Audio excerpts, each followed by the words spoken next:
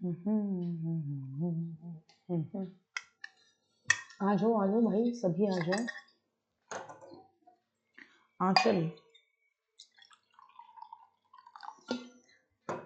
दीदी सबसे पहले।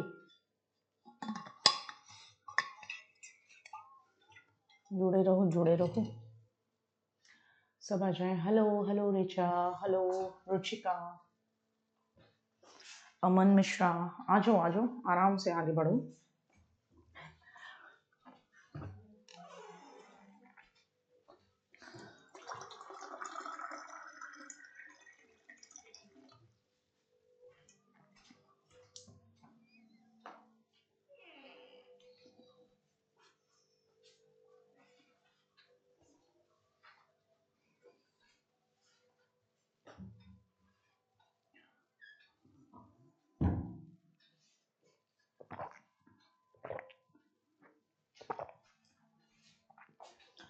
क्या बात,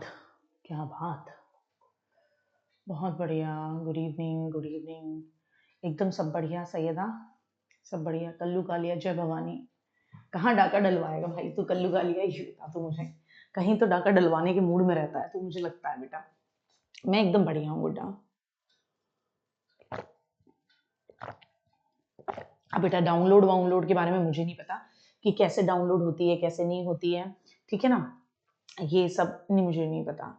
हाँ बिल्कुल। रीना यादव जी, आपका स्वागत है मेरे बच्चे।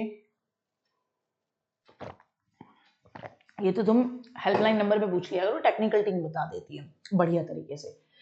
चलो, कल जहां तक पढ़ा था उसकी बात की आगे की कहानी बताती हूँ। तो मैंने बताया था विकास जो है वो उसका क्रम निश्चित होता है, उसकी दिशा निश्चित होती है। सिफेलोकॉर्डल सिर से लेकर पैर तक और केंद्र से लेकर बाहर तक का पढ़ लिया था हमने।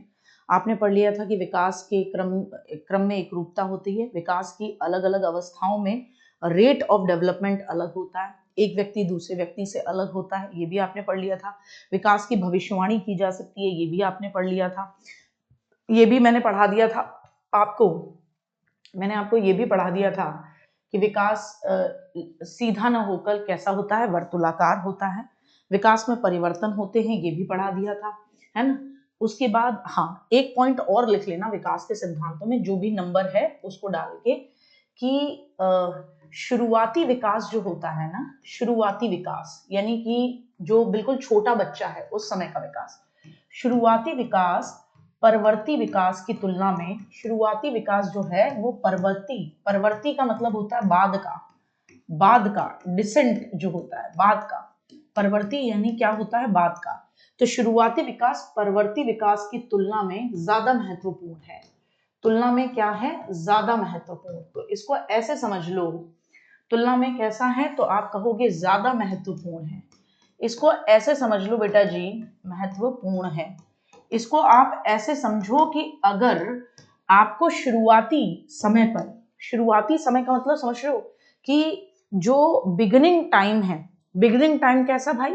बिगिनिंग टाइम यानी कि अगर कोई बच्चे का जीवन का शुरुआती दौर है और उस शुरुआती दौर में आपने उस पर ध्यान नहीं दिया और बाद में आप उसके लिए बेहतर करने की कोशिश कर रहे हो, जब तक कि वो 4-5 नई गालियां सीख चुका है ना, फिर आप कह रहे हो कि नहीं बेटा बोलो जय श्री राम, तो वो जय श्री राम नहीं बोलेगा भाई। शुरुआती विकास बहुत इंपॉर्टेंट होता है। वो जिस तरीके का मामला रहा, अब जैसे अगर किसी का शुरुआती विकास बहुत वंचित, बहुत डरे हुए माहौल में गुजरा है, तो परवर्ती विकास यानी बाद के विकास जो होगा उसमें आप कितना भी अच्छा माहौल देने की कोशिश करो, कितना भी बेहतर करने की कोशिश करो, डेफिनेटली आप ये चीज देखोगे कि वो जो बच्चा होगा उसको ये महसूस होगा कि भाई साहब मैं कैसे कर सकता हूँ, मेरे लिए तो बड़ी दिक्कत है, या वो एडजस्ट नहीं कर पाएगा, आप कितनी भी अच्छी कोशिश कीजिए। तो क्या कहोगे? शुरुआती विकास जो होता है, ठीक है ना, शुरुआती विकास जो होता है वो परवर्ती विकास यानी बाद के विकास की तुलना में सबसे ज्यादा क्या है? इंपॉर्टेंट है, सबसे ज्यादा महत्वपूर्ण है, सबसे ज्यादा महत्वपूर्ण है।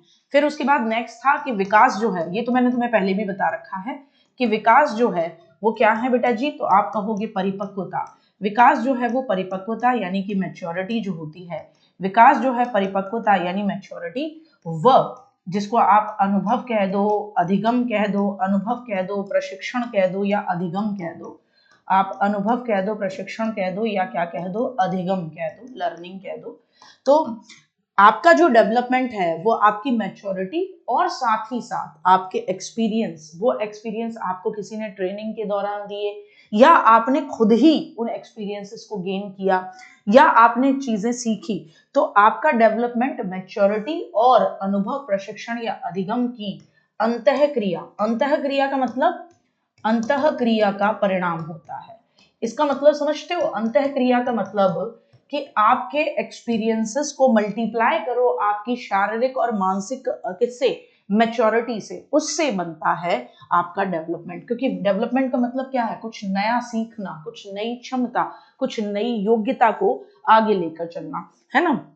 ये तो हो ही गया। बाकी एक फेमस लास्ट बात विकास के बारे में, डेवलपमेंट के बारे में, कि विकास जो है वो अनुवांशिकता यानी हेरिडिटी, अनुवांशिकता जिसको आप कहते हो हेरिडिटी और एनवायरनमेंट के इंटरैक्शन का परिणाम होता है।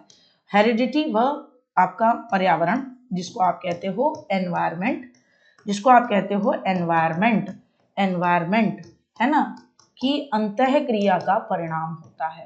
कि किसका परिणाम होता है? अंतःक्रिया का परिणाम होता है। इसकी अंतःक्रिया का परिणाम होता है, इसकी अंतःक्रिया का परिणाम होता है। ये स्टेटमेंट किसका है? तो याद रखना ये स्टेटमेंट वुडवर्थ का है। किसका है बेटा जी? वुडवर्थ का स्टेटमेंट है। वुडवर्थ साहब ने कहा है कि development is equal to heredity multiplied by आपका एनवायरनमेंट। अंतःक्रिया का मतलब होता है, अंतःक्रिया का मतलब है आपका अनुवांशिकता, यानी जो चीजें हम लेकर पैदा हुए हैं, शारीरिक मानसिक विशेषताएं जो हमारे पूर्वजों के हमारे अंदर आई हैं, और जो पर्यावरण जैसा हमें मिल रहा है, माहौल जैसा मिल रहा है, उन दोनों का इंटरैक्शन, मल्टीप्लिकेशन हो रहा है। उन दोनों का क्या बोलोगे? उन दोनों का क्या हो रहा है? मल्टीप्लिकेशन हो रहा है। यानी ये दोनों आपस में एक दूसरे के साथ एक कॉम्प्लेक्स तरीके से, जटिल तरीके से, है ना, हम पे प्रभाव डालते हैं। तो हम ये नहीं बोलते कि एनवायरमेंट प्लस हेरिडिटी। कभी भी अगर एग्जाम में आए कि हेरिडिटी प्लस एनवायरमेंट, तो काट देना, कहना नहीं, हेरिडिटी और एनवायरमेंट दोनों है ना हम पर प्रभाव डाल रहे होते हैं, तो अंतःक्रिया कर रहे होते हैं, दोनों हमें प्रभावित कर रहे होते हैं। तो किसका? मल्टीप्लिकेशन का निशान लगाते हैं। ठीक है ना। अब यहाँ कुछ है ना, कुछ ऐसे दुविधाएं आती हैं, उनके बारे में बात करती हूँ। अच्छा, कुछ बच्चों को लगता है कि हमारी जो हेरिडिटी अनुवांशिकता, उसका 50% हम पर असर पड़ता है और एनवायरनमेंट का भी 50% हम पर असर पड़ता है। नहीं, क्या लिखोगे? नहीं। आपको कैसे कह सकते हो आप कि आज आप गुंजन जो हैं या आज आप सौरभ जो हो, आपके 50% ही आपके होने में आपके पूर्वजों का योगदान है और 50% आपके एनवायरनमेंट का योगदान है। मैं कैसे कह सकते हो भाई? आपने कोई नापा, कोई तराजू जिसमें हम ये देख सकें कि कितना हमारी पर्सनालिटी में हमारे पूर्वजों से है और कितना पर्यावरण से है? माप सकते हो क्या? आप मुझे बताओ, क्या आप माप सकते हो? मुझे तो नहीं लगता। हो सकता है आपकी पर्सनालिटी पर वातावरण का ज्यादा प्रभाव हो। ऐसे मान लीजिए आपके पूर्वज साधु सन्यासी रहे और आप निकल आए रावण किस्म के आदमी, और कारण क्या है? कारण ये है आपके अड़ोस पड़ोस में सब, है ना, वो हैं जो बचपन से ही जीभ में वो चक्कू रख के जानते हैं, एकदम बढ़िया तरीके से, एकदम चक्कू निकाल के और कटिंग शटिंग जानते हैं। तो ऐसे कैसे चलेगा? ऐसे तो नहीं चलेगा किसी भी हालत में। तो आप ये तो नहीं कह सकते हो भाई साहब इसकी हेरिडिटी का, तो वहां पे पता पड़ रहा है आपको 80% उसके एनवायरनमेंट का असर है और 20% उसकी हेरिडिटी का असर है। भाई उसके उसके व्यक्तित्व में, उसके खानदान में, माँ की तरफ की, पिता की तरफ की 10-10 पीढ़ियों की स्टडी कर ली, पता ही नहीं लगा। तो हम कभी नहीं कह सकते कि आपके ऊपर अनुवांशिकता का 50% और एनवायरनमेंट का 50% प्रभाव पड़ता है। इसीलिए कभी भी एग्जाम में H+E आ जाए तो काट आना। हेरिडिटी और एनवायरनमेंट के बीच में क्या होती है? अंतःक्रिया। अंतःक्रिया का मतलब इंटरैक्शन करते हैं, दोनों आपस में गुथते हैं, उसके बाद हमारा विकास होता है, यानी दोनों हम पर प्रभाव डालते हैं। अब देखिए भाई साहब, कुछ विवाद पढ़ेंगे। क्या पढ़ेंगे? कुछ विवाद पढ़ेंगे, डिबेट पढ़ेंगे। किससे? डेवलपमेंट से रिलेटेड कुछ डिबेट पढ़ेंगे, जिसमें एक डिबेट है जिसको हम कहते हैं पर्यावरण बनाम प्रकृति। अरे ये नहीं लिखाती, सीधे लिखाती हूँ, प्रकृति बनाम पोषण। एक डिबेट है जिसको हम बोलते हैं प्रकृति बनाम पोषण विवाद। प्रकृति बनाम पोषण विवाद। प्रकृति बनाम पोषण विवाद। अब देखिए पोषण आपको कैसा मिल रहा है, यानी ये बात हो रही है एनवायरमेंट की। ये किसकी बात हो रही है? एनवायरमेंट की बात हो रही है। और प्रकृति का मतलब आप बाय बर्थ कैसे हो? Nature versus nurture, nurture debate है। नेचर वर्सेस नर्चर डिबेट है। नर्चर का मतलब पोषण यानी कि पर्यावरण का प्रभाव ज्यादा है, या आपके ऊपर नेचर यानी प्रकृति या आनुवंशिकता का प्रभाव ज्यादा है। तो इस नेचर का मतलब हो गया आपकी आनुवंशिकता या हेरिडिटी, इस नेचर का मतलब हो गया आनुवंशिकता या हेरिडिटी, और नर्चर का मतलब हो गया पर्यावरण। क्या हो गया बेटा जी? नर्चर का मतलब हो गया पर्यावरण। तो अब एक बात निकल कर आती है कि नेचर वर्सेस नर्चर, नेचर का प्रभाव ज्यादा या नर्चर का प्रभाव ज्यादा? नेचर का प्रभाव ज्यादा या नर्चर का प्रभाव ज्यादा? बनाम का मतलब नहीं होता इंडिया बनाम पाकिस्तान, तो इसका मतलब क्या होता है? इंडिया बनाम पाकिस्तान क्या मतलब होता है? जब मैच आ रहा होता है इंडिया वर्सेस पाकिस्तान, क्या मतलब होता है कि दोनों में से कोई एक जीतेगा, आज इनकी लड़ाई है। तो ऐसे ही प्रकृति बनाम पोषण, एरिक एरिक्सन में भी बनाम पढ़ाया है, ऐसा तो नहीं हो सकता। पुरानी सारी क्लासेस देखा करिए, कभी भी ऐसा न करें कि सीधे जो क्लास चल रही है उसमें आ जाएं और पीछे वाली क्लासेस को इग्नोर कर दें, कभी भी नहीं करना। अगर आप ये करते हैं तो आप अपना नुकसान करेंगे। क्या करेंगे? आप अपना नुकसान करेंगे। तो आपको याद रखना है नेचर वर्सेस नर्चर डिबेट, आनुवंशिकता बनाम पर्यावरण विवाद, आनुवंशिकता बनाम पर्यावरण विवाद। तो अब ये विवाद था, कुछ लोग कहते थे कि आनुवंशिकता का ज्यादा प्रभाव है, कुछ लोग कहते थे पर्यावरण का ज्यादा प्रभाव है। तो ये कहा गया कि दोनों प्रभावित करते हैं, ठीक है ना? क्या कहा गया? दोनों प्रभावित करते हैं। रिजल्ट क्या निकला इस विवाद का? आज भी है, कुछ लोग ये कहते हैं कि नहीं, लेकिन रिजल्ट क्या है? दोनों प्रभावित करते हैं, कोई एक ज्यादा प्रभावित नहीं करता, दोनों प्रभावित करते हैं, है ना? कितनी मात्रा में प्रभावित करते हैं वो एक अलग बात है, लेकिन जो नेचर को सपोर्ट करने वाले हैं वो क्या कहते हैं? नेचर को सपोर्ट करने वाले हमेशा ये बोलते हैं कि नहीं, आनुवंशिकता ही हमारा सब कुछ है ना, डिपेंड करती है, आनुवंशिकता ही सबसे ज्यादा हमें प्रभावित करती है। क्या कहते हैं? आनुवंशिकता ही सबसे ज्यादा प्रभावित करती है। क्या कहते हैं? बिल्कुल, आनुवंशिकता क्या करती है? सबसे ज्यादा प्रभावित करती है। क्या कहोगे? कि आनुवंशिकता सबसे ज्यादा प्रभावित करती है। क्या कहोगे? आनुवंशिकता सबसे ज्यादा प्रभावित करती है। आनुवंशिकता के प्रभाव को सबसे ज्यादा मानेंगे, और वहीं हम किसके प्रभाव को सबसे कम मानेंगे? पर्यावरण के प्रभाव को सबसे कम मानेंगे। और जो नर्चर वाले हैं वो क्या कहते हैं, यानी पोषण वाले, वो ये कहते हैं नहीं, पर्यावरण सबसे ज्यादा प्रभावित करता है, हेरिडिटी प्रभावित नहीं करती। तो वो किसके प्रभाव को सबसे ज्यादा डालेंगे? नर्चर के प्रभाव को सबसे ज्यादा डालेंगे, पोषण के प्रभाव को सबसे ज्यादा मानेंगे। किसके प्रभाव को सबसे ज्यादा मानेंगे? पोषण के प्रभाव को सबसे ज्यादा मानेंगे। मात्रा में कभी नहीं पूछेगा कोई, है ना, कि मात्रा कितनी होती है, नहीं, आप बता ही नहीं सकते, निर्धारित ही नहीं है। आपसे कोई कैसे मात्रा पूछ लेगा? आप मुझे बताइए पूनम, मैं आपसे पूछती हूँ, चलिए मात्रा में मैं आपसे पूछती हूँ गुड़िया, आप मुझे बताइए आपके ऊपर कितना % प्रभाव है आनुवंशिकता का और कितना पर्यावरण का? आप वही गलती दोहराओगे जो हर बच्चा दोहराता है, ठीक है ना? क्या बोलोगे? आप कहोगे दीदी 50-50%। ऐसे कैसे हो सकता है भाई, कैसे हो सकता है? आपको कैसे पता लग रहा है कि किसका सबसे ज्यादा प्रभाव पड़ रहा है? नर्चर का मतलब होता है पोषण यानी पर्यावरण। नर्चर का मतलब क्या होता है? पोषण यानी पर्यावरण। नर्चर करना, पोषण देना, आपको पर्यावरण के माध्यम से नर्चर करते हैं ना, कैसा वातावरण मिल रहा है वो। दूसरा विवाद देखें, दूसरा विवाद ये कहता है कि विकास सार्वभौमिक बनाम, विकास का सार्वभौमिक बनाम, सार्वभौमिक बनाम व्यक्तिगत, है ना? सार्वभौमिक का मतलब होता है बेटा जी यूनिवर्सल, और व्यक्तिगत का मतलब इंडिविजुअल, इंडिविजुअल। ये क्या बात कहता है?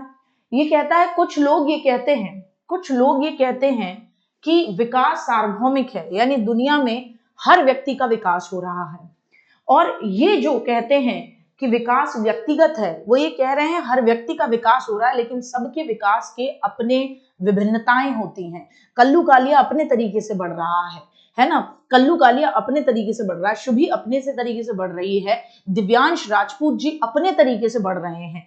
तो हम कैसे कह सकते हैं, हम कैसे कह सकते हैं मैम विभीषण पर किसका प्रभाव था? अपने आप आराम से पता लगाना विभीषण पर किसका प्रभाव था, हेरिडिटी या नेचर, नर्चर का। हेरिडिटी और नेचर एक ही बात हो जाती है, हेरिडिटी या नर्चर, आराम से पता लगाना विभीषण पर किसका प्रभाव था। आपकी गली में जो गैया डोल रही है उस पर किसका प्रभाव है, खूब आराम से पता लगाना। मैंने तुम्हें बता दिया नेचर वर्सेस नर्चर, जिसमें नेचर का मतलब क्या होता है, नेचर का मतलब प्रकृति यानी कि अनुवांशिकता, और नर्चर का मतलब पोषण यानी कि पर्यावरण के बारे में बात करता है। बाकी तुम्हारे मन में जो आ रहा हो कि मेरे माता पिता पर किसका प्रभाव है वो देख लो, भाई बहनों पर किसका प्रभाव ज्यादा है वो देख लो, गली मोहल्ले में जिसका देखना हो तुम्हारा उसका मन करे उसका देख लेना। विभीषण ही क्यों कह रहे हो, मैं तो ये कह रही हूँ मंत्रा कुबड़ी का पता लगा लेना, ठीक है ना, जिसका भी पता लगाना हो, ठीक है ना, वो आराम से पता लगा लेना, कोई दिक्कत नहीं है, मैंने बता दिया। बाकी तुम समझदार बच्चे हो, बहुत खतरनाक पता लगाना। अब देखो भाई, विकास को सार्वभौमिक मानने वाले कहते हैं कि विकास की दिशा निश्चित होती है, विकास का क्रम निश्चित होता है। क्या कहते हैं, विकास की दिशा निश्चित होती है, विकास का क्रम निश्चित होता है, तो वो कहते हैं कि विकास सार्वभौमिक है। और कुछ लोग कहते हैं अरे भैया हर व्यक्ति का विकास व्यक्तिगत होता है, हर व्यक्ति का विकास क्या होता है, व्यक्तिगत होता है। यानी कि जैसे अभी राजपूत भैया जो थे उनका विकास व्यक्तिगत है, कल्लू कालिया से हमारे से बिल्कुल अलग, तो विकास व्यक्तिगत है, सबके विकास की अपनी अपनी रेट है ना, सबके विकास की अपनी अपनी क्या है, गति है। जैसे कुछ बच्चे होते हैं वो क्लास में जब भी आते हैं उनकी एक ही चीज रहती है, आप प्लीज मेरा नाम ले लो ना, आप प्लीज, मैं जितनी बार पलट के देखूं आप प्लीज मेरा नाम ले लो। तो ये उनका व्यक्तिगत विकास है, उनके विकास की व्यक्तिगत गति हो रही है, उनके विकास की जो दर है वो बड़ी स्लो है, अभी भी वो छोटे बच्चे रह गए हैं, क्यों कह रहे हैं दीदी मेरा नाम ले लो प्लीज, तो अभी भी वो क्या रह गए, छोटे छोटे बच्चे रह गए, जो नहीं होते हैं, जो छोटी छोटी क्लासेस में होते हैं, कहते हैं मैम प्लीज मेरा नाम लीजिए ना मैम प्लीज, तो अभी भी वो रह गए। और सार्वभौमिक वाले ये कह रहे हैं कि भाई देखो विकास की दिशा तो सेम है, विकास सिर से पैर तक होता है, सेफेलोकॉर्डल होता है, सिर से पैर तक, और केंद्र से बाहर तक होता है, तो और क्रम भी विकास का सेम होता है। यानी अगर कोई एक प्रजाति के बच्चे का जन्म हो रहा है ना, किसी एक प्रजाति के बच्चे का जन्म हो रहा है, तो वो कैसे हो रहा है, वो यहां पर भी कहीं पर भी हो वो सेम तरीके की क्या करेगा, सेम तरीके के व्यवहार को प्रदर्शित करेगा। तो सार्वभौमिक है या बनाम व्यक्तिगत, तो सार्वभौमिक वाले क्या कहते हैं, तो याद रखना सार्वभौमिक वाले ये कहते हैं कि विकास की गति और दिशा, विकास की दिशा, सार्वभौमिक वाले कहते हैं कि विकास तो यूनिवर्सल है, क्या कहते हैं, विकास की दिशा और क्रम समान होता है, वह क्रम क्या होता है, समान होता है। ये लोग क्या कहते हैं, विकास की दिशा और क्रम क्या होता है, समान होता है। और जो लोग कहते हैं नहीं साहब विकास व्यक्तिगत है, वो लोग ये कहते हैं हर व्यक्ति के विकास की दर अलग अलग होती है, हर व्यक्ति के विकास की दर कैसी होती है, हर व्यक्ति के विकास की दर अलग अलग होती है, हर व्यक्ति के विकास की दर कैसी होती है, तो ये कहते हैं हर व्यक्ति के विकास की दर अलग अलग होती है, हर व्यक्ति के डेवलपमेंट की दर कैसी होती है, अलग अलग होती है, ठीक है ना। तो सिंपल सी बात, सबने अलग अलग रख दिया। प्रकृति का मतलब होता है, प्रकृति का मतलब वो प्रकृति नहीं है जेपी, आप प्रकृति का मतलब वो प्रकृति नहीं है कि पर्यावरण और प्रकृति, यहाँ अंतर समझिए, देखिए क्या लिखा हुआ है, प्रकृति का मतलब नेचर, नेचर का मतलब अनुवांशिकता, और पोषण, पोषण का मतलब नर्चर, नर्चर यानी पर्यावरण।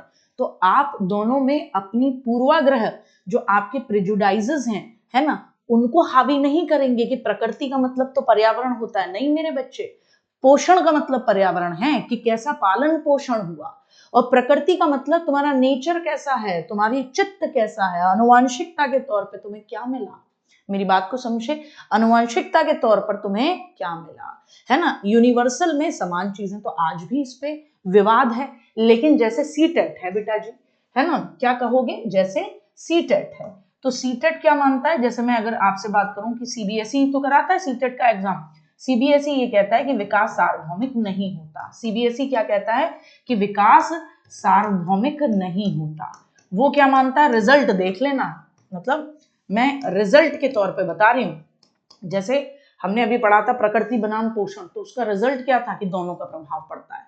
ऐसे ही विकास सार्वभौमिक है या विकास व्यक्तिगत है, इस बात के डिबेट में आप हमेशा कहना कि विकास सार्वभौमिक नहीं होता। क्यों नहीं होता तो कह देना एनसीईआरटी की किताबों में भी लिखा है और हम भी इस बात को मानते हैं कि बेशक विकास की दिशा और क्रम सेम होता है, लेकिन फिर भी हर व्यक्ति अपने तरीके से क्या करता है, हर व्यक्ति अपने तरीके से डेवलपमेंट करता है, हर व्यक्ति अपने तरीके से आगे बढ़ता है ना। उसका दर होता है, अपने तरीके से उसका डेवलपमेंट होता है। ठीक है ना, क्लियर हुआ। आ जाओ, दो मैंने आपको विवाद पढ़ा दिए, ये दोनों विवाद आपको याद रखने हैं, ये दोनों विवाद आपको याद रखने हैं। एक तो सार्वभौमिक बनाम व्यक्तिगत और दूसरा जिसको आप क्या कहते हो, दूसरा प्रकृति बनाम पोषण, है ना। ये दो विवाद सबसे महत्वपूर्ण विवाद है। ठीक है ना। बाकी तो ये भी है कि निरंतर होता है, ये भी तीसरा भी लिख लो भाई, तीसरा भी लिख लो, तीसरा विवाद भी लिख लो। तीसरा विकास सतत वर्सेस सतत बनाम असतत, सतत बनाम असतत, यानी यह तो सतत होता है या असतत। तो ये भी एक विवाद है कि कुछ लोग कहते हैं कि विकास कंटिन्यूअस होता है और कुछ लोग कहते हैं कि विकास क्या होता है, डिसकंटिन्यूअस होता है। क्या होता है, कुछ लोग कहते हैं कि विकास डिसकंटिन्यूअस होता है, कुछ लोग कहते हैं कि विकास सतत होता है, कुछ लोग कहते हैं विकास असतत होता है। तो आप जानते हैं कि कुछ लोग ये कहते हैं विकास सतत होता है, तो सतत वाले ये कहते हैं कि जीवन गर्भ से लेके मतलब जीवन पर्यंत चलता है। तो ये कहते हैं कि गर्भ से लेकर मृत्यु तक लगातार, गर्भ से लेकर मृत्यु तक हम कुछ ना कुछ सीखते रहते हैं, लेकर लगातार गर्भ से मृत्यु तक, गर्भ से लेकर मृत्यु तक तो लिखा नहीं मैंने, गर्भ से लेकर मृत्यु तक, गर्भ से लेकर मृत्यु तक, है ना, लगातार हम कुछ ना कुछ सीखते रहते हैं। तो ये कहते हैं सतत होता है। असतत वाले कहते हैं कि विकास रुक रुक कर होता है, रुक रुक कर, है ना, हर अवस्था में। ये लोग क्या कहते हैं, हर स्टेज में, हर चरण में, हर अवस्था में, हर अवस्था में विकास की, हर अवस्था में ये क्या कहते हैं, हर अवस्था में विकास की, हर स्टेज में विकास की विशेषताएं अलग अलग होती हैं। आप कुछ न कुछ जिस एक स्टेज में कर रहे होते हैं तो दूसरी स्टेज में आप उससे बेहतर कर रहे होते हैं। तो हर अवस्था में विकास की विशेषताएं क्या होती हैं, अलग अलग होती हैं, अलग अलग होती हैं। हर अवस्था में विकास की विशेषताएं क्या होती हैं बेटा जी, अलग अलग होती हैं। ठीक साहब। तो इसका रिजल्ट क्या निकलता है इन दोनों लड़ाइयों में, आपको हमेशा कहना है, जब तक कि जीन पियाजे, जब तक कि Bruner, Sigmund Freud, Erik Erikson, है ना, इनके नाम लेकर या स्टेज थ्योरी क्या कहती है इसको न कहकर पूछा जाए। जितने भी बच्चों को ये पूछने का मन कर रहा है कि बनाम का मतलब क्या होता है, वो सब पुरानी क्लासेस देख कर आए प्लीज, मेरी हम्बल रिक्वेस्ट है। क्योंकि पुरानी क्लास में एरिक एरिक्सन में 8 स्टेजेस पढ़ी और वो बनाम बनाम करके ही पढ़ी है। तो कोई भी जल्दबाजी में क्लास में नहीं जुड़ेगा, पिछला अपना पहले कवर अप करो, तब आप आगे इन क्लासेस में देखोगे, वरना नहीं देखोगे। ठीक है ना। तो रिजल्ट, हाँ, क्योंकि आपका बेस नहीं बनता, आपके लिए जरूरी है कि आप पिछली क्लासेस से शुरू करें।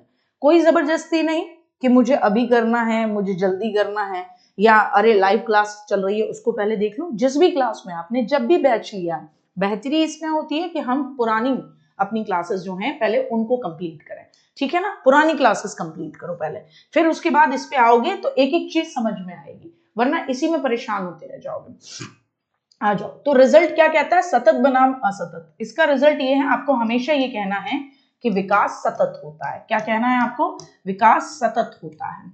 क्या होता है, तो आपको हमेशा कहना है कि विकास सतत होता है, जब तक कि नाम लेके न बोला जाए, है ना, जब तक कि नाम लेके न बोला जाए पियाजे, Bruner, Erik Erikson, Kohlberg, Sigmund Freud, या ये ना कहा जाए कि स्टेज थ्योरी के अकॉर्डिंग विकास कैसा होता है, तब तक आपको एक ही बात कहनी है कि विकास क्या होता है, सतत होता है। तब तक क्या कहना है आपको, विकास सतत होता है। क्या कहना है, विकास सतत होता है। अगर किसी के अकॉर्डिंग पूछा जाए तो डिसकंटिन्यूअस नहीं, तो ऐसे पूछा जाए हाँ तो कंटिन्यूअस बोलना। तो ये 3 विवाद होते हैं। ठीक, अब आ जाइए चाइल्ड डेवलपमेंट की स्टेजेस के बारे में हम लोग बात करेंगे। अब आपका जीवन, हमारा जीवन, ये जो पूरा जीवन आप और हम सब देखते हैं अपना, आपको क्या लगता है ये जीवन सीधे हमें ऐसे ही मिल गया है, यानी हम हमारे ऐसे ही दुनिया में आए और दुनिया हमारे लिए एकदम पैर बिछा के, मतलब गोद बिछा के बैठी हुई थी कि आओ आओ आओ आओ आओ साहब, कि बैठो बैठो बैठो साहब, बैठो साहब। बताओ, मुझे बताओ, आपको क्या लगता है कि बिल्कुल ऐसा वाला मामला था कि बिल्कुल इस तरीके से आपके लिए दुनिया एकदम चरणों में बैठी हुई थी, ये वाला मामला था? ऐसा तो नहीं था।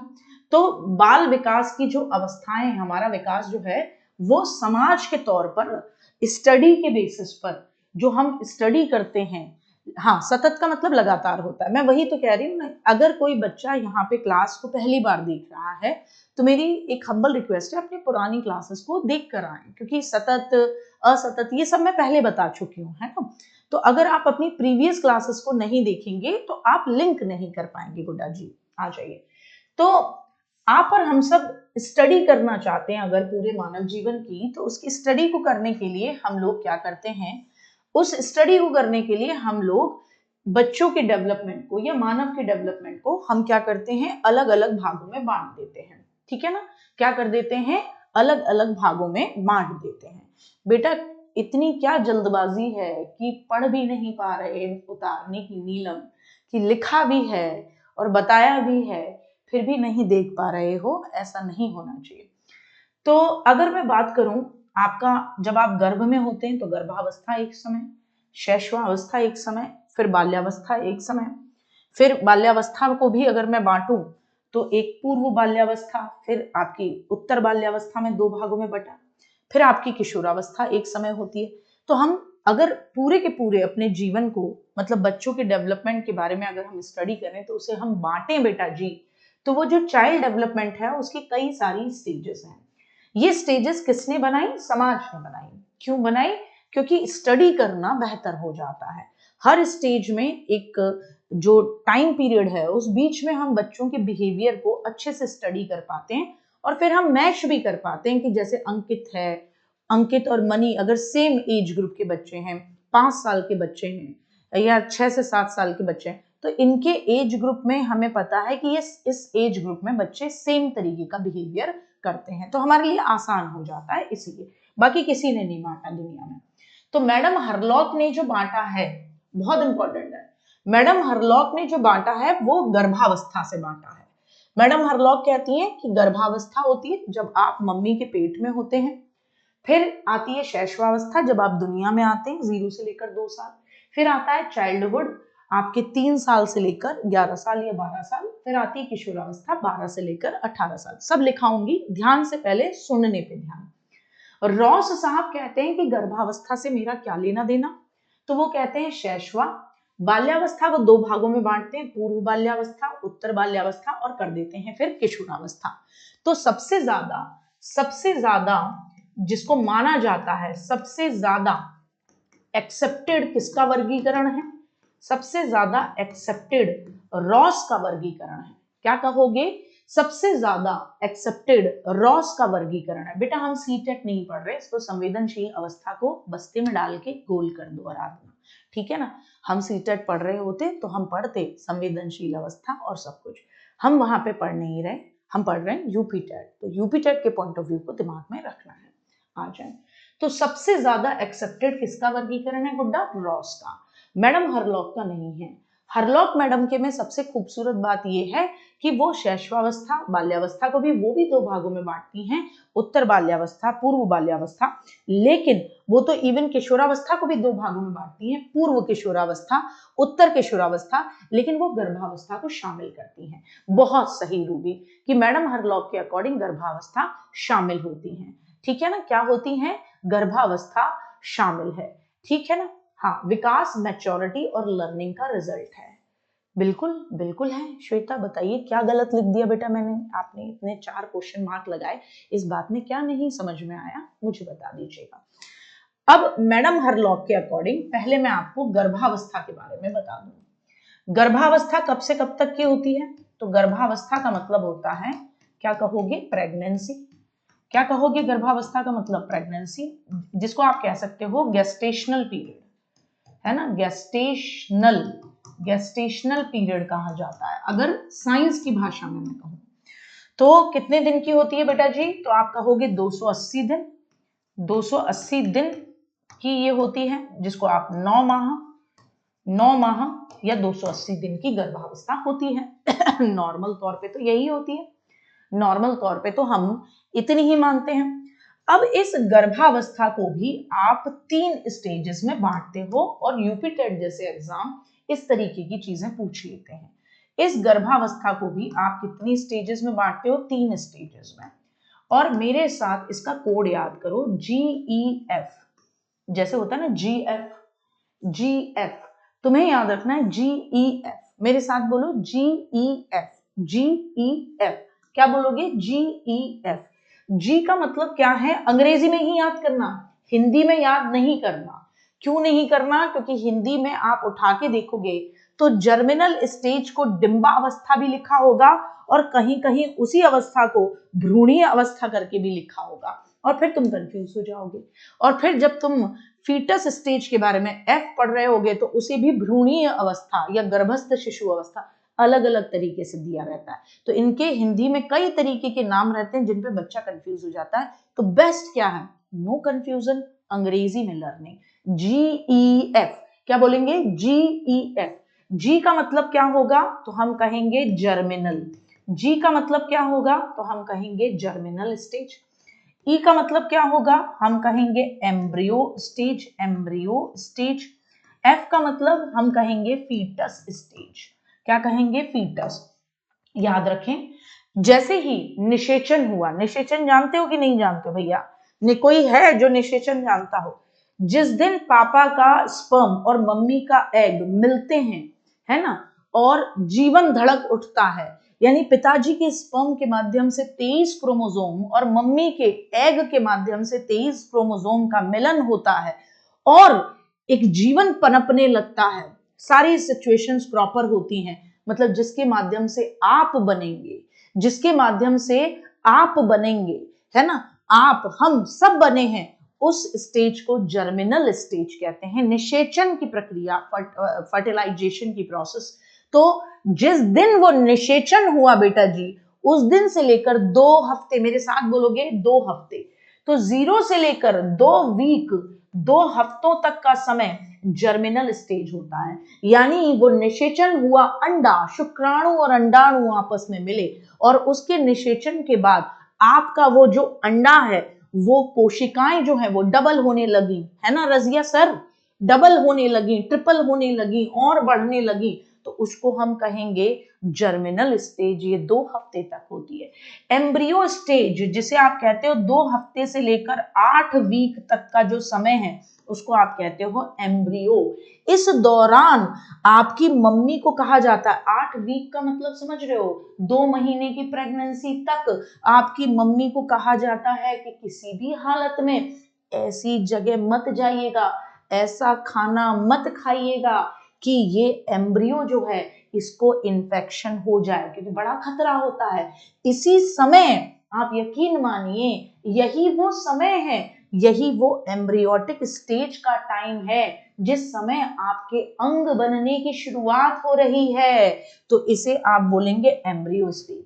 फीटस स्टेज 8 वीक से लेकर जन्म तक, 8 वीक से लेकर कब तक? जन्म तक।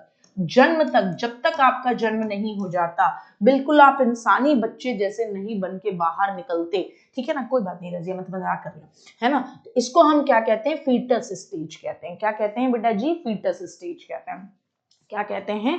फीटस स्टेज कहते हैं। जर्मिनल, एम्ब्रियो और फीटस स्टेज। जर्मिनल, एम्ब्रियो और कौन सी stage? Foetus stage. Germinal, embryo और फीटस स्टेज। तो मेरे साथ बोलो GEF, germinal, embryo, fetus stage. तो जर्मिनल का मतलब क्या? 0 से लेकर 2 वीक। एम्ब्रियो का मतलब क्या? 2 से लेकर 8 वीक। और फीटस का मतलब क्या? 8 वीक से लेकर जन्म तक। ठीक है ना?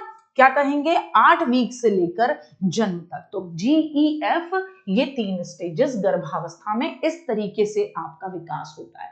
ठीक है, क्लियर हो गया? हिंदी में नहीं करना सरोज, मैंने कहा मुझ पे ट्रस्ट करते हो, बिल्कुल नहीं करना हिंदी में। मैं बिल्कुल नहीं लिखाऊंगी बीजावस्था, डिंबावस्था या भ्रूणी अवस्था। क्यों नहीं बताऊंगी? नहीं बताऊंगी, बिल्कुल नहीं लिखना। क्यों नहीं लिखना? क्योंकि हिंदी में इनके नाम कई बार अलग अलग अलग अलग आ जाते हैं, तो कोई टेंशन नहीं। जर्मिनल, एम्ब्रियो, फीटस, आपको अंग्रेजी में सेम नाम मिलेंगे।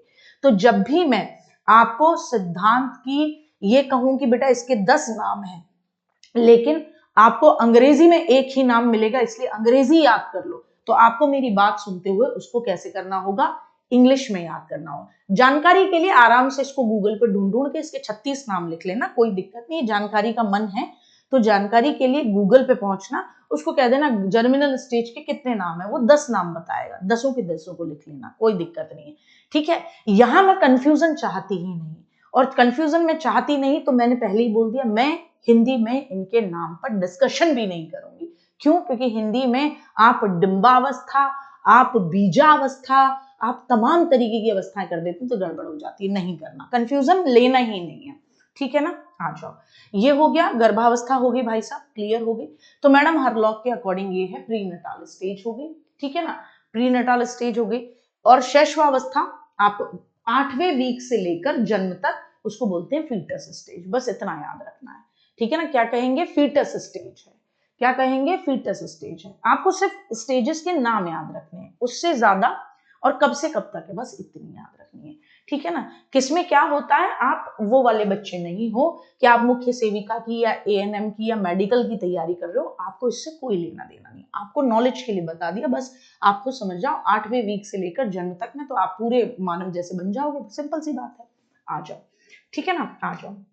और जानकारी लेने का किसी का मन है तो वो जानकारी एकदम तमाम पड़ी हुई है, मना नहीं है, बहुत अच्छी बात है, क्योंकि स्टूडेंट वही जो विद्या को क्या दे, अर्थ ही ना निकाले, उसका विद्या का अर्थ निकाले। तो जानकारी प्राप्त करने के लिए किताबें ढूंढिए, नई नई गूगल बाबा पे खोजिए, बहुत अच्छी बात है, लेकिन जो एग्जाम ओरिएंटेड है पहले उस पर बात होगी मेरी तरफ से।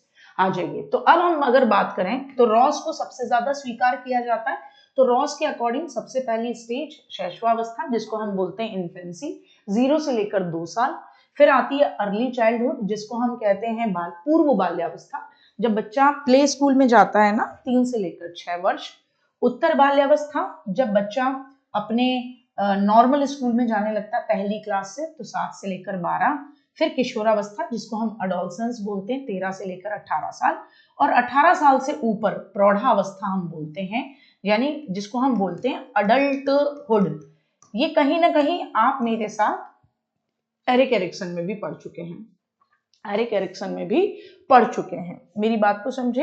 हाँ, तो शैशवावस्था इन्फेंसी 0 से लेकर 2 साल, बाल्यावस्था को 2 भागों में बांटा, अर्ली चाइल्डहुड 3 से लेकर 6 साल, बहुत पूछता है आपसे, लेटर चाइल्डहुड उत्तर बाल्यावस्था 7 से लेकर 12 साल, इसके अलावा किशोरावस्था 13 से लेकर 18 साल, और प्रौढ़ावस्था अडल्टहुड 18 से बाद।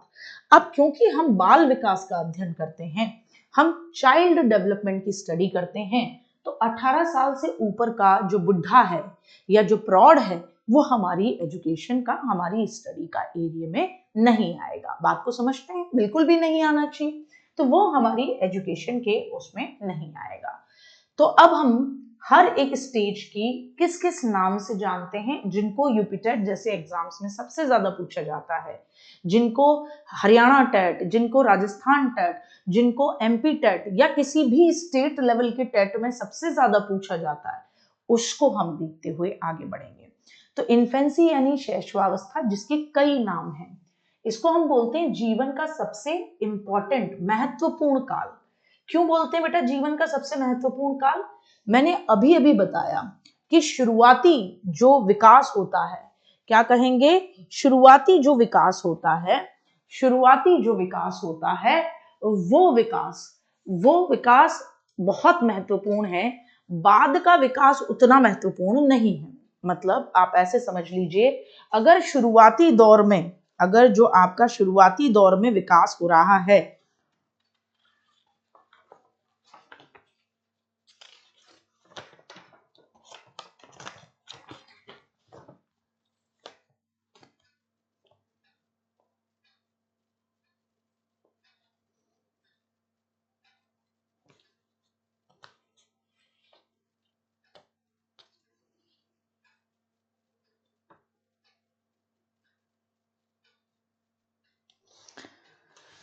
हाँ जी, कहाँ थी मैं, हाँ,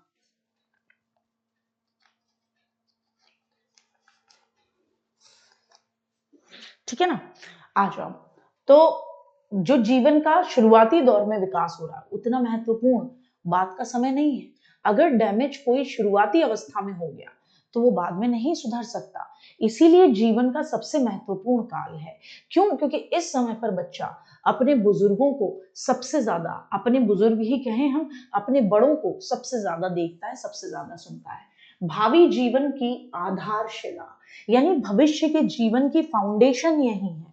भविष्य में आपका जीवन आप कैसे जिएंगे उसकी फाउंडेशन यही है। इसका एग्जाम्पल से समझो। एक प्रैक्टिकल किस्सा सुनाती हूँ। हमारे पड़ोस में ना एक बच्चा, उसके सामने उसके ऐसा होता है ना कि बड़े बुजुर्ग हमारे ब्रज में तो होता है भैया, प्यार में गाली, मार में गाली, सब में गाली है। मतलब पिताजी अपने बेटे को कुछ भी बहन की गाली देते हैं और वो बहुत जेन्युइन तरीके से मानी जाती है। मतलब ये नहीं माना जाता कि हम गाली दे रहे हैं इसका क्या असर होगा, हमारी अपनी बेटी के लिए हम उसके भाई को गाली दे रहे हैं, लेकिन इस तरीके की चीजें रहती हैं। तो यहाँ एक बच्चे ने अपने दादाजी के साथ ये जो बहुत ही सुघड़ वचन थे उन्हें सुन लिया। अब उसने अपनी तोतली जुबान में इन शब्दों का उच्चारण शुरू किया, क्योंकि ये शैशवावस्था क्या है, भावी जीवन की आधारशिला है साहब। तो अब वो तोतली जुबान में बोले, दादा तो कितना अच्छा लगे, है ना। तो घर वाले हंसे, हाँ हाँ हाँ हाँ क्या बोल रहा है, गली में और बुलवाएं कि अच्छा बोल देना बाबा क्या बोलते हैं बोल दें। भाई साहब फिर एक दिन, अब उस बच्चे की जुबान तोतली तो नहीं रहेगी बेटा, विकास में धीरे धीरे क्या आती है, परिपक्वता, मैच्योरिटी आती है। क्या आती है, मैच्योरिटी। अब भैया जब मैच्योरिटी आई तो उच्चारण एकदम शुद्ध, और वो शुद्ध उच्चारण खट करके कहाँ लगे, यहाँ लगे। ठीक है। अब गली में एक दिन भरी सभा में अपने बाबा को बड़ा गुमान किया, साहब क्या बात है, मेरा नाती है। और उसने भरी सभा में बाबा का उस दिन क्या कर दिया, चीर, बाबा को गाली दे दी। उसने कहा होगा बाबा को कि बाबा ये काम कर दो। बाबा अब चार बड़े बुजुर्गों में बैठकर बातें कर रहे होंगे, बाबा ने ध्यान नहीं दिया तो उसने वही गाली अपने बाबा को पेश कर दी। अब बाबा को काटो तो खून नहीं था साहब, काटो तो खून नहीं था बाबा को।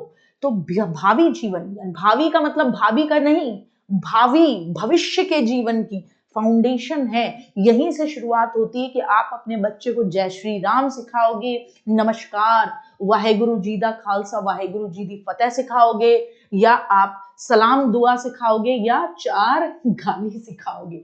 ये फाउंडेशन है। यहीं से कल्पनाओं और मन की मौज में विचरण करने की अवस्था। अब बच्चों की इमेजिनेशन होती है, मन के मौजी होते हैं, है ना। आज चल, अभी थोड़ी देर में अगर जग जाए तो उठता हुआ आ जाएगा, मम्मी सुनो हैप्पी बर्थडे है श्री राम का, मम्मी सुनो, हाँ बोलो हैप्पी बर्थडे है मम्मी का। तो अपने मन की मौज वाला आदमी। आप कह रहे हो बेटा जी ये कर लो, अरे यही कर लें तो फिर मम्मी हम नहीं, कुछ भी करने को तैयार हो जाए, क्या करने को तैयार हो जाए, कुछ और अपनी जो मन का उनका कर रहा है वो करने के लिए तैयार हो जाए, इधर चढ़ जाए उधर चढ़ जाए, इस पे चढ़ जाऊं मम्मी क्या, है ना। और कल्पनाएं मैं अपने बेटे से रोज शाम को रात में हम सोते हैं तो कहानी सुनाते हैं, मेरी मम्मी ने हैबिट डाली उसको। तो अब मैं उसको कहानी सुनाऊं तो उसकी कहानी में नए नए कैरेक्टर जुड़ते जाते हैं अब, क्योंकि धीरे धीरे बड़ा हो रहा है, ठीक है ना। तो क्या बोलने लगता है कि मम्मी एक राजा था, ठीक है, राजा की 3 बेटी थी। उसके बाद उस कहानी में वो चिड़िया भी घुसेगी, उसके भाई भी घुसेंगे, हर चीज हर तरीके की, ठीक है ना, हर तरीके की चीजें उसके अंदर शामिल होंगी। बेटा क्यों गुस्सा आएगा, आप टीचर बनोगे, आपकी क्लास में जब बच्चे आएंगे आपसे कुछ कहेंगे तो आप उन पे गुस्सा कर दोगे, आप अपने बच्चे पे भी गुस्सा नहीं करोगे, आप उसके लिए टीचर भी हो, आप उसके लिए मदर भी हो, कैसे हो सकता है। तो कल्पनाओं और मन की मौज में विचरण करने की अवस्था है। अगर ये अवस्था खराब कर दी ना तुमने, जैसे सरोज आप मम्मी होगी शायद मुझे लगता है, तो अगर आप गुस्सा करने लग गई अपने बच्चे पे बहुत ज्यादा, आप उसकी जो कहते हैं ना एनसीएफ 2005 जब पढ़ोगे तो रविन्द्रनाथ टैगोर जी ने कोटेशन दी है कि बच्चों का जो बाल जीवन है वो जिज्ञासा और क्रिएटिविटी से भरा है, लेकिन अडल्ट बड़े लोग उनसे उसके खराब होने का खतरा है। तो हम बच्चों को कह देते हैं ऐसे नहीं करना, वैसे नहीं करना, अरे उसका अपना जीवन है, उसके अपने जीवन को अपने तरीके से जीने दो, बढ़िया तरीके से जीने दो। ठीक, दोहराने की अवस्था है, दोहराव करता है, जो कहानी मैंने अभी आपको बताई, ठीक है ना, जो कहानी मैंने, तो आप अपने ऊपर काम करो बेटा, ये आप बच्चे के ऊपर नहीं, आपको अपने ऊपर काम करने की जरूरत है, आपको अपने ऊपर काम करने की जरूरत है। क्योंकि आप एक भविष्य में आपको देखना होगा ना, क्रिएटिव बच्चे की मम्मी बनना चाहेंगी या आप एक डिप्रेस्ड बच्चे की मम्मी बनना चाहेंगी। मैंने अभी अभी एक चीज लिखाई थी, शुरुआती विकास परवर्ती विकास से ज्यादा महत्वपूर्ण है बेटा। बाद में कितनी भी अच्छे स्कूल में डालो फायदा नहीं, आपसे शुरुआत है बेहतर, ठीक है ना। तो उसको बेहतर सुंदर जीवन की नींव रखी जाएगी, ठीक है ना। दोहराने की अवस्था, वो जो कहानी सुनाई मैंने तुम्हें गाली दे दी थी, वो दोहराता है। एक नाजुक अवस्था है। क्यों नाजुक अवस्था है बेटा, समझ गए ना नाजुक अवस्था क्यों? क्योंकि यहां अगर आपने किसी बच्चे को भयभीत कर दिया, कतई भयभीत कर दिया। रुको, इसका बेस्ट एग्जांपल लो। बच्चे ने या किसी भी बच्चे ने, तुम खुद देखना, तुमने भूत देखा है? नहीं देखा। तुम जब इस स्टेज में थे और तुम मन की मौजों में विचरण करते ढूंढते थे, तो घर वालों को लगा ये तो गेट के निकल के बाहर भाग जाता है, क्या करा जाए। तो घर वालों ने एक काल्पनिक भय बनाना शुरू किया, बाहर मत जाना, बाबा पकड़ के ले जाता है, भूत है। तुम्हें पता ही नहीं भूत दिखता कैसा है, तुम्हें पता ही नहीं कि बाबा झोली में डाल के ले जाता है। लेकिन ये कहानी जब मैंने अपने बचपन में सुनी है तो तुमने भी सुनी ही होगी, मुझसे तो कुछ तो छोटे ही होगे, अनटिल अनलेस आप गवर्नमेंट टीचर नहीं हो, तो वो मुझसे बड़े हैं, ठीक है ना। तो आपने वो कहानी तो सुनी होगी। ये काल्पनिक भय किसने पैदा की? आपने और हमने पैदा की।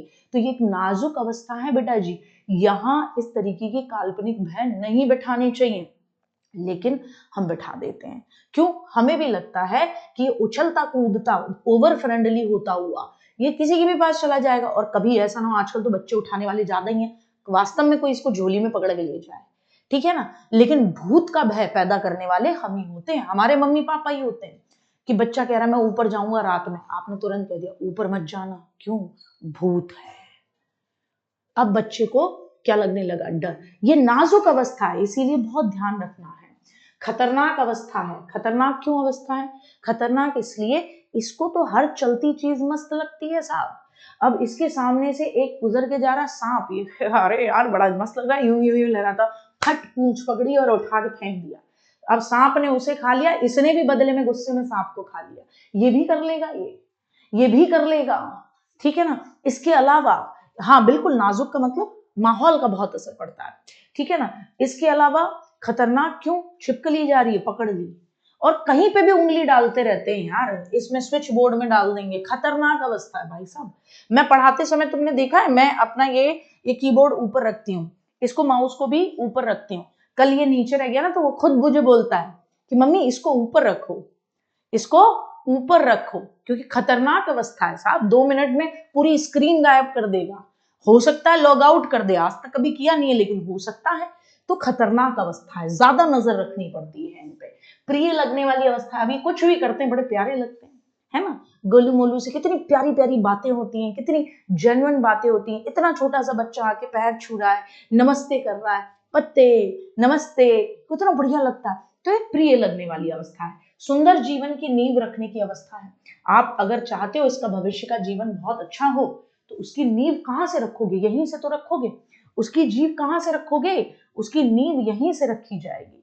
आप इसको सुंदर जीवन देना चाहते हो, अब जैसे इसको ऐसे समझ लो, ठीक है ना, है ना। हाँ, परसों स्क्रीन हट गई थी, परसों स्क्रीन से गायब ही कर दिया था इसने, और मैंने फिर ढूंढा, उसने 2-3 चीजें और विंडो में खुल गई थी। अब आप ऐसे देखो कि इस चीज को समझना है आप कि आप और हम ये चाहते हैं, आप में से जितने भी पेरेंट्स हैं, मैं उनसे पूछना चाह रही हूँ, या जितने भी टीचर्स हो मैं उनसे पूछना चाह रही हूँ। बच्चा ये कहता है मैं लेट हो जाता हूँ, या स्कूल में आता है तो नींद मार रहा है, ये क्यों हो रहा है?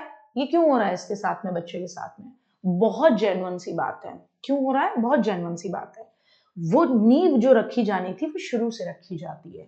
वो कब रखी जाती है? वो शुरू से रखी जाती है, ठीक है ना। शुरू से रखी जाती है नींव, है ना, कि टाइमली सुलाना, टाइमली जगह, कि एक टाइम टेबल मेंटेन किया जाता है। अब मम्मी पापा के टाइम टेबल मेंटेन नहीं है तो बच्चे का कैसे होगा? फिर ये बच्चा जब स्कूल जाएगा तो उसको वही आदत है, रात का बादशाह बन के 11-12 बजे तक ऊधम मार रहा है, फिर सवेरे उठ नहीं रहा, घर वाले कह रहे हैं चलो मम्मी नहीं जाऊंगा। ये सुंदर जीवन जीने की नींव यहीं से रखी जाती है, ठीक है ना। मेरा बेटा जो है ना खूब एक्सरसाइज करता है, मम्मी एक्सरसाइज करूंगा, और ऐसे ऐसे पुशअप करता है यार, वो पुशअप करता है, वो बटरफ्लाई पोज में बटरफ्लाई बना लेता है बहुत अच्छी तरीके से। और हम ऐसे ऐसे करते हैं ना एक्सरसाइज, उसको ऐसे ऐसे तो नहीं होती है, वो यूं करता है, यूं यूं।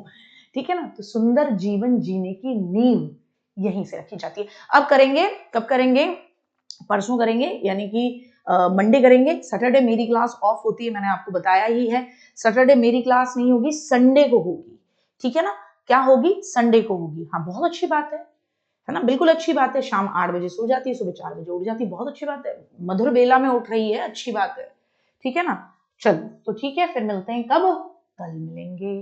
कल नहीं मतलब परसों मिलेंगे, यूट्यूब पे मिलेंगे। यूट्यूब पे हम अपना प्रैक्टिस क्वेश्चन कर रहे होंगे। ठीक है, चलो बाय बाय, ध्यान रखो बेटा अपना।